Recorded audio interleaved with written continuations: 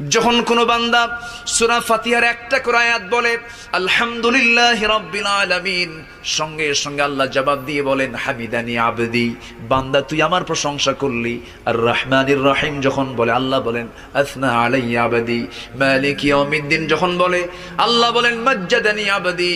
এরপরে যখন বলে ইয়াকা না'বুদু ওয়া ইয়াকা নাস্তাঈন পর্যন্ত যখন বলে আল্লাহ বলেন বান্দারে তুই আমার কাছে কি চাস, প্রাণ খুলে চারে বান্দা।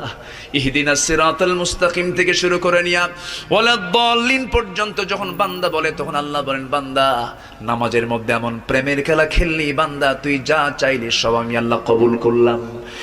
ওই বান্দা যখন রুকুতে যায় আল্লাহ তখন অস্থির হন। ওই বান্দা যখন সিজদায় যাওয়ার জন্য প্রস্তুতি নাই, সমস্ত ফেরেশতাকে ডাক দিয়ে বলেন ও ফেরেশতারা, এই বান্দাগুলো আমাকে দেখলো না, রাসূলকে দেখলো না, কোরআনকে দেখে হাদিসকে বিশ্বাস করে আমাকে খুশি করার জন্য তার সবচেয়ে সম্মানজনক